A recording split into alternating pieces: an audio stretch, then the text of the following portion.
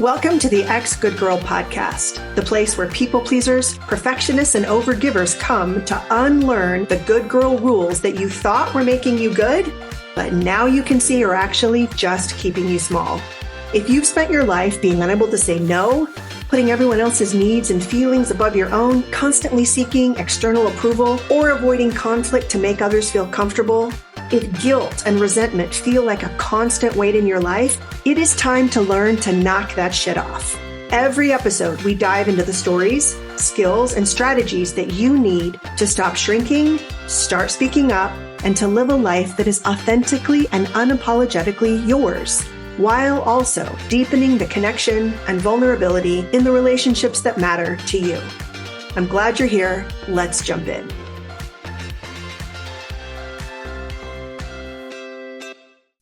I'm so excited for today's conversation. It is with one of my very most favorite people, Jessica Carlson. I'm so grateful for your time and your willingness to come on the podcast today. And I just wanted to tell people a little bit about you. Is that okay? It's great. Yes. Okay. Jessica is one of these amazing people who just, at her core, she loves to serve people. And she has spent a lot of time in service as the wife of a pastor, a mom, a teacher, and now she works with college students, making sure that they get all the educational resources that they need. And I think, Jessica, you and I kind of initially connected over our shared background in high demand religions, right? Yes. Yeah. And Yeah. I met you through another coach that you came on with our group there and presented your material as a partner coach. And Yeah. in the back of my mind, I'm like, wait a minute. I think at my core, this is my issue. Yeah. Yeah. And it is for so many women. And one of the things that I notice about you, Jessica, and the thing that kind of has kept us in conversation is that Jessica is a really deep thinker, and something will trigger a thought for you and you'll DM me or you'll email me. And so we're constantly kind of in this little conversation back and forth about, I noticed this and then I did this. And Jessica, if you are if you have one strength, it's that you just keep going. You keep implementing the things that we have learned together. You keep implementing other things you've learned other places. And I would say, and I'm wondering if you're going to agree with this, that your life 2 or 3 years ago when we met looks very different now than what it looked like then. Is that fair? Oh, so different. Yes, that's Okay. fair. Well, that's what I want to talk about, because if we can kind of boil it all down to what is the one thing, the one or two things that you have really learned to do over and over again, and you have learned to do them messy, right? It doesn't have to be perfect. It doesn't have to come out exactly right, but you have learned to speak up. I have. Yeah. Yeah. And you've learned how to support yourself as you speak up and say things and have hard conversations and communicate ideas that at one point would have really been scary for you. Is that fair to say? That's exactly right. Okay. So let's get into it. When you first started working with me in the Stop People Pleasing group, what was life like for you then? I felt broken. I didn't know really how to make decisions for myself. I felt kind of at a crossroads in a lot of ways. I was about to be an empty nester. I had left the classroom. I had been a teacher for 20 years. I was struggling with my identity. I was just in the midst of taking a new job that I was like, it was a totally like really new industry for me. I didn't know how to advocate for myself in what I needed in my personal relationships and my professional relationships. And the things that you said, it really resonated with me. And I didn't really believe you that I could do it. I mean, I'll be honest, I was really skeptical, but I was desperate. And I was like, she's so hopeful and she says it will work. And I just need someone to tell me that. And that I was like, okay. And you said, just do one thing. I'm like, okay, I can do one thing, just one thing. And so I learned that advocacy piece by piece because the things that you said really fit with my struggles, and that's kind of where I was at. And I feel like my inside my core is totally different. It's more authentic to who I originally was, like how you talk about our little me. I'm sure a lot of the speakers have, or the listeners here have heard you talk about Yeah. the little me and who my little me was and how she was looking towards like the future. And so that was something that really inspired me to do this work. Well, that doing just one thing, I mean, that has really, really been the way you've revolutionized your life. And we're getting into specifically what that looks like. When you look back, that lack of advocacy, like lack of ability to advocate for yourself. My guess is, and I think we've talked about this, like you were able to advocate for your students or for other people who couldn't speak up. But when it came to your own kids, your students, other people who depended on you, but it was in your own personal life around some tender hard things that were happening there that you didn't feel like you could speak up. Is that fair to say? No, I was totally a coward. I was bringing it all inward, which Yeah. just like that's why I felt so broken, is I was bringing it all inward. And I felt that that was my sacrifice. And like, we're supposed to be sacrificing. Like, I was from a very young age, like you said, in a high demand religion background. The woman is the one that sacrifices, and that is supposed to be this beautiful thing. And there's certainly a part of it, like in relationships, you do sacrifice. Like, there's a healthy part of that, but you also can lose yourself in that. Yeah. So I lost myself completely. And so I thought, when you started with identity and who are you and like what do you want, like your dream, I'm like I can have one of those.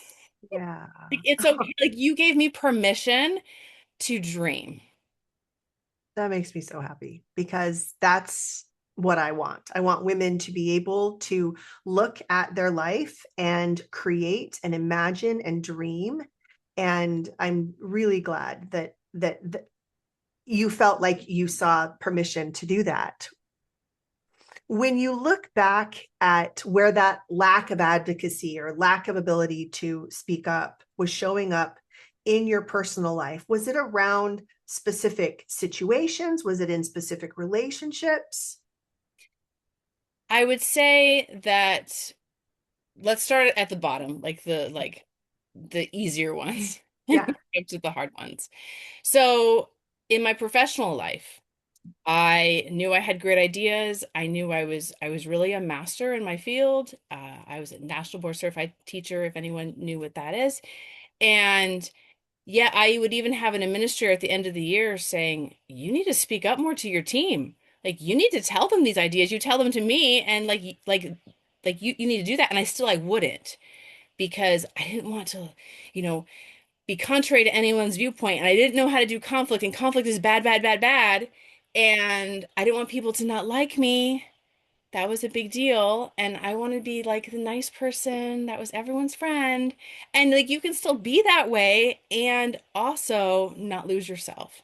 And so professionally, I would just do my thing, but I didn't really kind of, I think, speak up when I wanted to.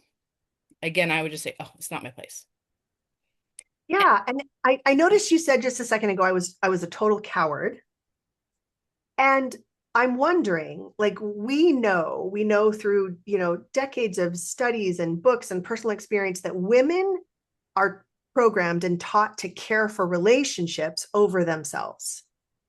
And Absolutely. so what I wonder is in like your professional life, I hear some defaulting to taking care of the relationship between you and the other people on your team over your ideas that might raise some conflict, or there might be some explaining or some questions. And I know that can feel in retrospect, or maybe even when it's happening, like cowardice. But does it also feel like it was part of how you were taking care of those relationships through maybe some compliance and performing what you thought they wanted you to be? Oh, absolutely. Absolutely. I didn't want to cause anything that would make it more difficult to be in relationship with each other. I didn't want to feel uncomfortable in that way. But I learned Yeah. from you that I was choosing another kind of discomfort, and that discomfort was just imploding, and I didn't know what to do with it. And so learning that there's two kinds of discomfort and I get to choose the discomfort that I would want, that was mind blowing. I'm like, wait a minute, I don't like this discomfort in holding in and not saying what I believe is right, or what, in that case, like what my students would need, or really like standing up for individuals that, might be marginalized or being hurt in some way by the system. And I was like, wait a minute, like which is worse? Which discomfort is worse? And which one do I want to choose? And envisioning that discomfort, then it was a no-brainer. I'm like, wait a minute. Like if I can handle this discomfort, I can handle that discomfort. I just never thought it was an option. Okay. That is something I talk a lot about, and I just want to give a good example so that if people listening for the first time aren't familiar with what you're talking about, when we are stuck in people pleasing patterns where we're not speaking up, we're not telling people what we need, we are not advocating for ourselves or boundaries, our preferences, that is uncomfortable. We feel overworked, we feel alone, we feel resentful, we feel, there's a lot of negative emotions, but we're just kind of used to it because that's the way we've lived our whole lives.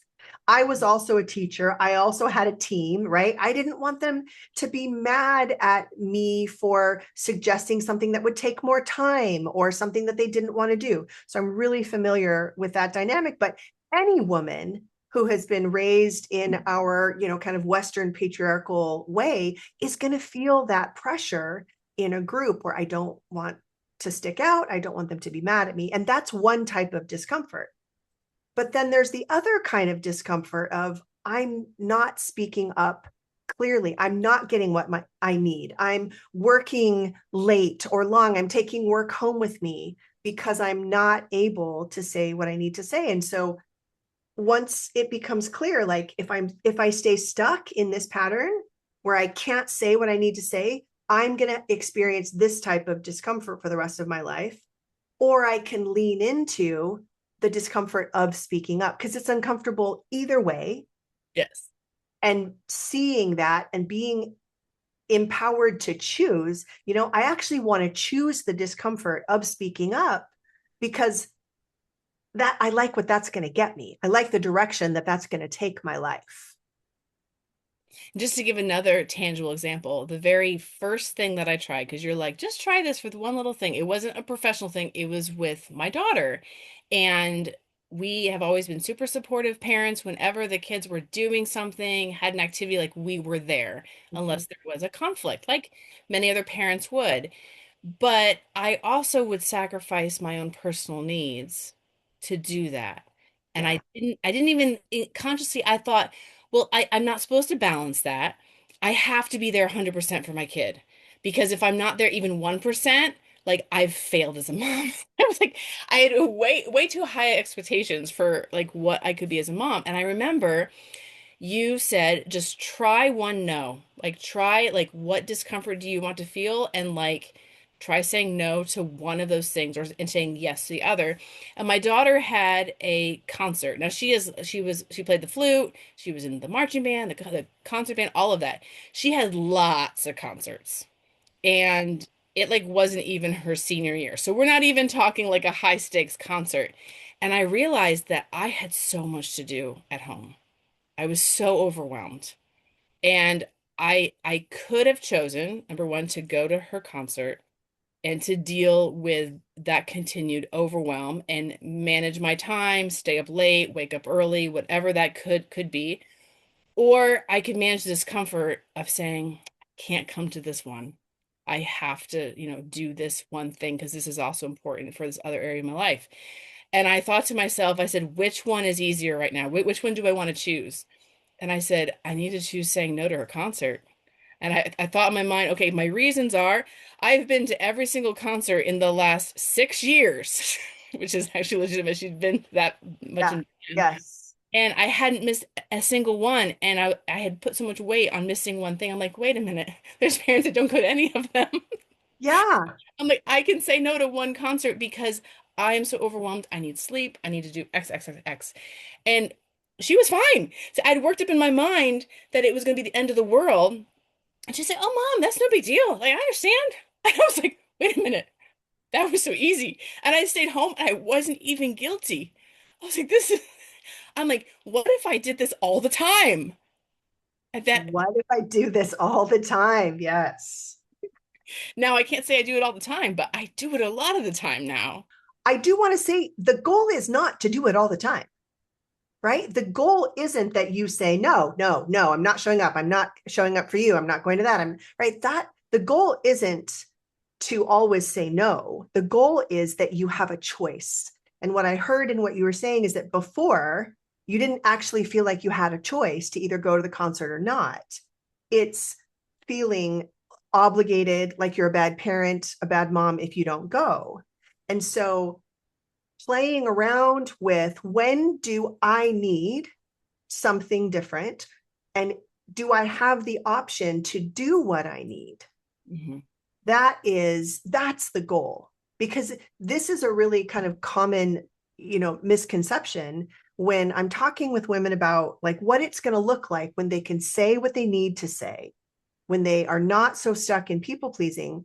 Their concern is, well, I'm just going to be bitchy, I'm going to be selfish, I'm going to alienate all the people who depend on me and love me. And again, that's not the goal. And I think it's interesting. We've been so programmed by patriarchy that the opposite, like a woman who can say what needs to be said and who can advocate for herself, she's a bitchy, selfish woman, right? That's so sneaky, but it subconsciously, I think, keeps a lot of us from leaning into where can I say no? Where can I say, you know what, that doesn't work for me, but what I can do is this, or I don't have time in my schedule this week for that. It keeps us from looking for those places. I think part of it too for me is like as a child, I was raised that I mean, I was even shown a chart. There was a chart that had an image of a man, an image of a woman, and an image Wow. of a child. And it was in a big red book, Mm, and it was on the shelf in the family room, and my dad would pull it out. yeah. And I thought that was the way it was supposed to go. And even though in my then like romantic relationships and ultimately my marriage, like those connections never said that was the way it was. I didn't walk into relationships that were like that. Actually, I sought relationships that were contrary to that. That was so ingrained in me that even though I was in relationships that were freeing and that were encouraging me to express myself, encouraging me to, advocate for my needs, I still was that girl looking at that chart. And the chart, just to be clear, was hierarchy, right? Like men are on top, Right. and then women, and then children. Because then in another specific way that I learned to advocate for myself was some extended family relationships with males in my extended family who had kind of asserted this dominance that even though I, have lived separately, I've been married for 23 years, and they assumed that their opinions were correct. And then I started speaking out about my opinions. They didn't like that. I want to hear more about that. So, at risk of being political, like the most recent election happened. We're political here. Yeah. Okay. All right. I have no problem being political Yeah. because the big ending piece of this is now I'm running for public office. So,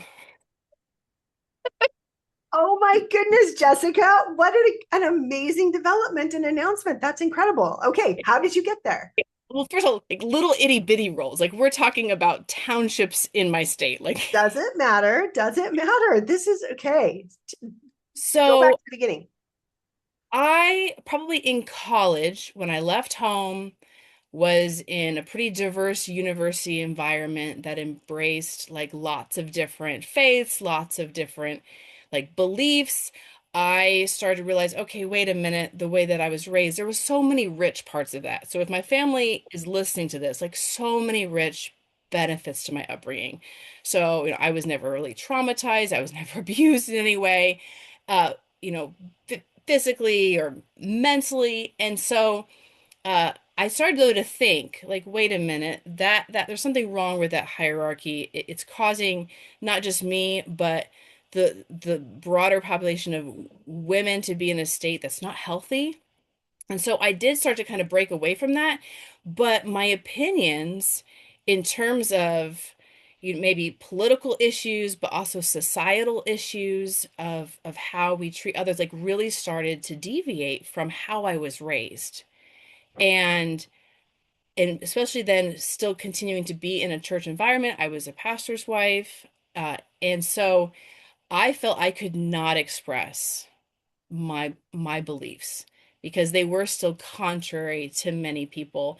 And it was also risky because then that potentially like jeopardizes my husband's position because people Yeah. can make assumptions and oh my gosh, he has this wife that she's so liberal and blah blah blah blah blah blah blah. And so, and when I did speak out, there was huge repercussions. There was congregation members that said like negative things about our family. And they Yeah. deleted us on Facebook, which I thought like the world was ending because I got deleted on Facebook. Because again, I couldn't deal with the conflict, and even though there was like big things at stake. And so when the 2024 election happened, and I realized there's really high stakes now. There's really high stakes for people in my community and people that I love. And I was already working with you. I was already realizing that I had stifled all of these beliefs and opinions for decades.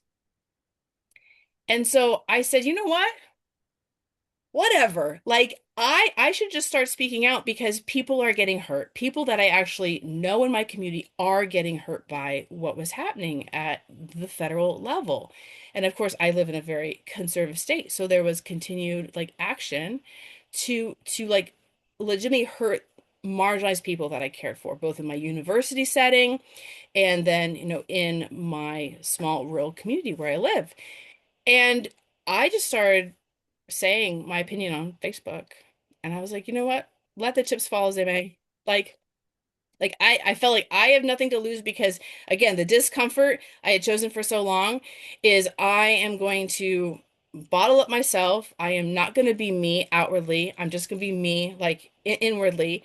And I was done. I'm like, the discomfort I want is potentially causing someone else to feel discomfort because they realize maybe like they're like, oh, she thinks differently. I'm like, I can't do that anymore. And so it finally came to a head when I said some potential controversial things, and my dad replied to my Facebook. And he said some really mean things at me, like things that I would never actually think he would say. He Mm. he called me names.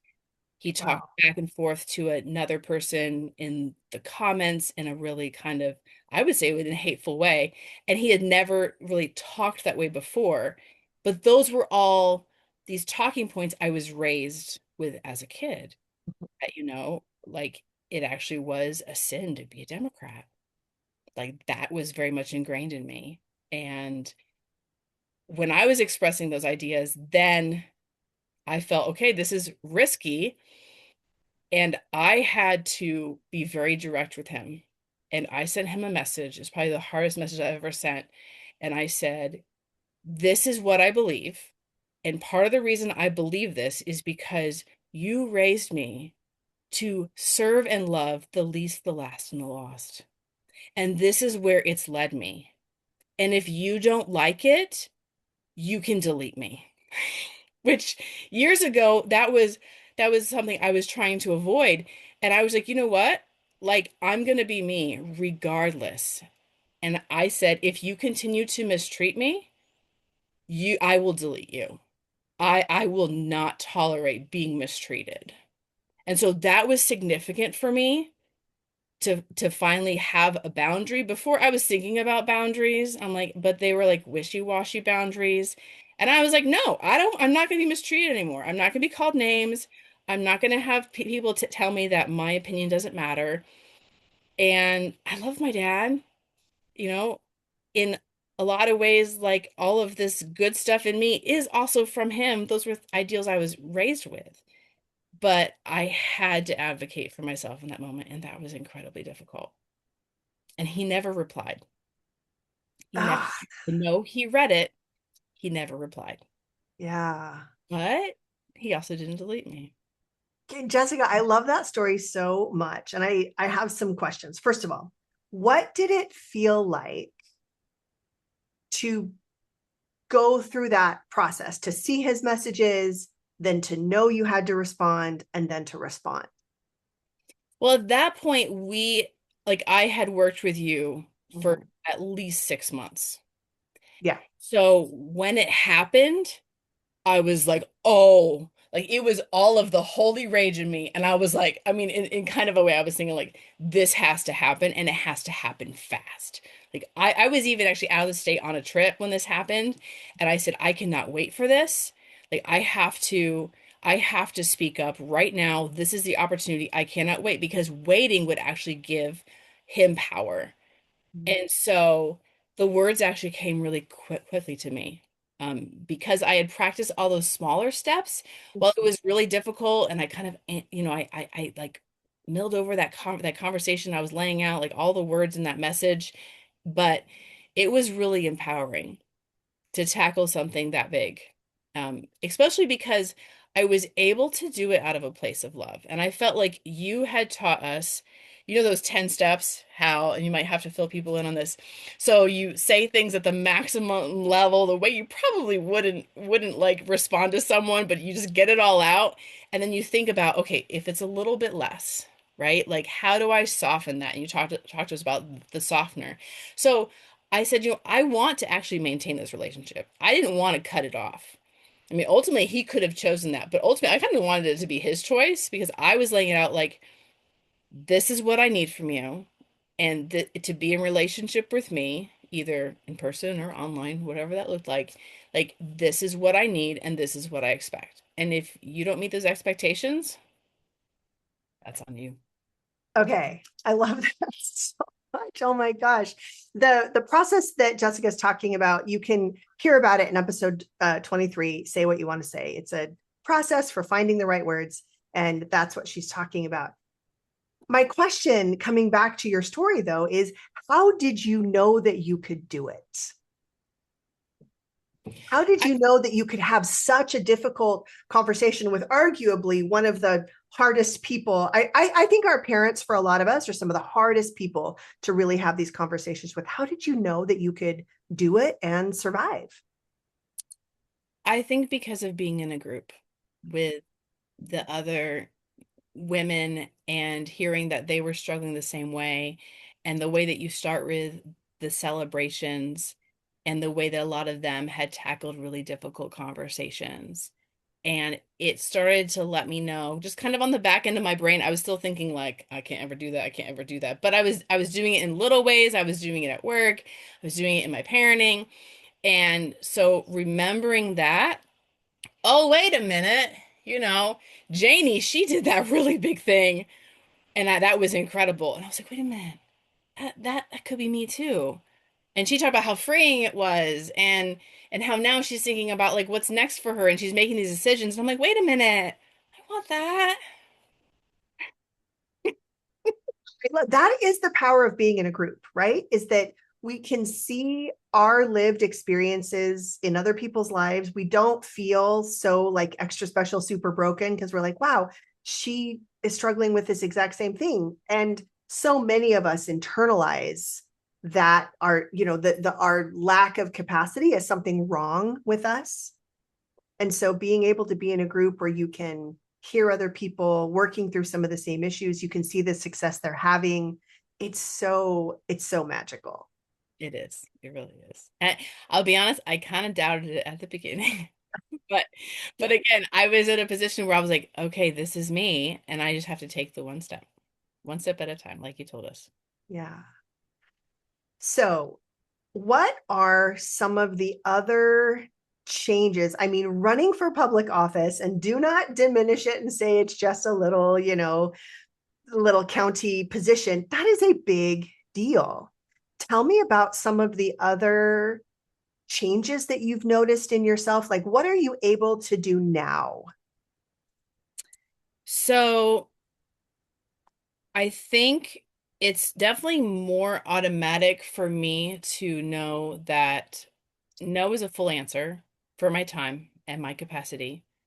And so I can say that and not feel guilty because I get to protect my time, I get to protect my energy, I get to protect what I need to do, what I want to do. And that wanting is really what drove that. I'm like, oh, I Yeah. actually can want things because before I feel like I never really could do that.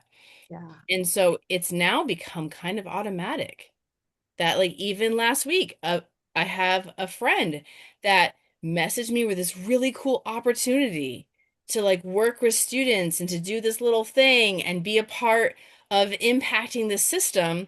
I was like, wait a minute. I am already doing a lot of things that already give me life. This is a really cool thing, but if I choose that, I have to not do da da da da da da da. And almost immediately, I was like, nope, can't do it. Thanks for thinking of me. Such a compliment that you thought of me. But those things are coming really fast to me, where before it's like I had to really take a pause. And you also talked about giving time and space. So I remember being on a phone call with someone and they asked me something, and I said, at first I was going to jump in and say yes. I was like, wait a minute, Sarah said that it's okay to say, oh, I got to think about that. I'll get back to you. Like that's a normal response. But to me, that was also life changing. And so then I realized, wait a minute, I can take that minute and then realize I do not want to do that at all. And I can say, no, I'm sorry, I'm not available. And that's a full answer. Yeah. Also, a full answer to say, I don't have the capacity for that. Yes. And I have said that so much in the last 6 months, and no one has challenged me. I expected in my mind, I'd worked at this whole thing. Oh, when I say that, people are going to say, oh, wait, but you're so good at this, or you can do this, or we really need you. And I'm like, I thought through it. I decided for myself, I don't have the capacity for this. And they were like, okay. And I was like, wait, why did I work that up in my mind? Because Jessica, that's how we're programmed, right? We have these worst case scenarios. And I do think there are times when that does happen, right? There are times when we try to set a boundary or a limit, or we try to make our preferences known. And it happens when we're children and the adults are like, no, you don't matter. What you want doesn't matter. And so we quickly learn what matters more is what other people want, their time, their energy. And we just kind of fold ourselves around that. We do it with our, and some of it we do because we have to, because kids, right? We both have children. They need to be taken care of when they need to be taken care of. And so that kind of sacrificial way of life that we get into just becomes the way we do everything. But what I love, and you just spoke to this over and over in our group coaching, that worst case scenario where we lose the relationship or people are mad at us or they don't like our reasons, that is rare. What is much more common is people adjust and people say, yeah, that makes sense. I think the next step, and this kind of heads into the public office, is that, my role in the community kind of changed because I went from, a K-12 setting to where I'm in a higher education setting. I don't have any stake in the community as far as like my financial status. I'm not getting paid by anyone in my area. My kids are graduated. I don't have any risk to Mm, their position, and that was a huge deal as a teacher. Like I can't do anything like that makes anyone mad because ultimately, like we all know, like people retaliate against your kids. And I at that point we were actually not serving full time in a church anymore, so I was a little bit removed from that, still involved very much in Christian ministry, but I didn't have that high stake anymore. And my former colleagues were in a really terrible, and still are, a really terrible circumstance in my former district. And because I was a safe person, I understood the issues. I understood the people that were driving these big problems in the district, that they didn't have anyone to talk to. So they all reached out to me. Numerous people were reaching out to me like, did you hear what's happening? I'm like, yeah, it's awful. Like, I don't, I'm so sorry you're experiencing this. They would just vent all of the problems because they couldn't talk about it openly because in lots of systems and workplaces, if you talk openly about the problems, you're done. Or if you confront the problems, you're done. Yeah. I think especially in schools, this is the case. And so I was like, oh my, they need help. And I have zero risk. Zero risk. What people in my community don't like me, I already now don't care because I can be me and I can advocate for what I want to advocate for. So I started speaking up in a real way that made people really uncomfortable. I started writing letters to the editor. I made public posts on Facebook directly addressing the problem, calling out the people that were causing the problems. And I went to school board meetings that were broadcasted live, calling out names. I had teachers that wrote whole scripts, and I stood up and said, your teachers wrote this, and they can't be here to speak it because they'll face retaliation. But I'm going to tell you right now. And so that kind of started this, I don't know, this trickle effect of, wait a minute, like I'm not afraid anymore to speak up for what I think is right. And for also listening to people. I'm very good at facilitating conversations. I mean, as a teacher, we've done that, Mhm. and meeting people in the middle. And I'm an Enneagram 9. And so I'm all things to all people. And then I started getting involved in local politics and understanding how that kind of worked. I'm already kind of a nerd, like a history kind of nerd. And I had been involved in some education policy work a couple years ago that kind of set the stage for that. And so all of a sudden they were talking about, oh, well, you can be in this position and you just help people know where to vote. I'm like, oh, well, that's really easy. It's called in Indiana, it's called being a precinct chair. I was like, oh, I just help people know where to vote. Like all people, hey, that sounds so great. Like everyone should vote. Like that's really easy. And they're like, oh, wait, you can be a state delegate and you get to go to Indianapolis and you get to be at this big convention and you get to decide who's going to run for state office. And I was like, wait a minute, that sounds pretty cool. Like, I could do that for one day. And then I was reading all the positions. I'm like, that's not very much work. Like, I'm like, I could do more. And I started looking at the various, duties. Like, well, you can also be a township board member and you get to decide how a portion of your taxes are spent in your township. And for me, that's like, I don't know, that's maybe a 10-mile block of land and the couple hundred people that live here. I was like, wait, we have money that we spend? They're like, yes, you fund the fire department to come when there's a problem.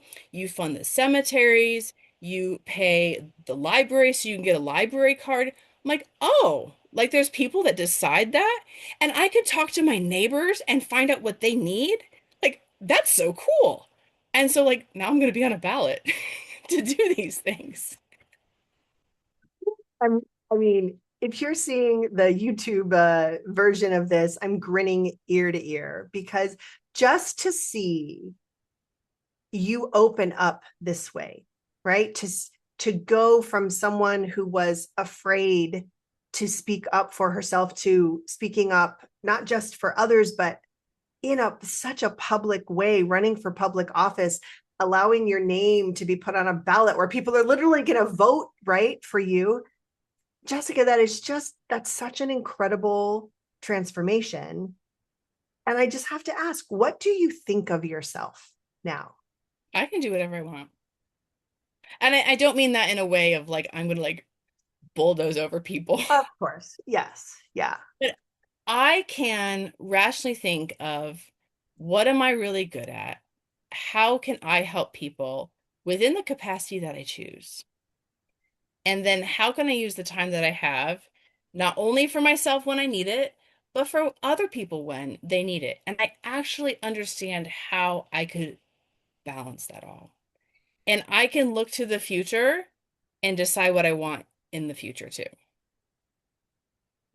What I think is just incredible is that this is the theme that shows up, I mean, over and over and over again. I have a choice.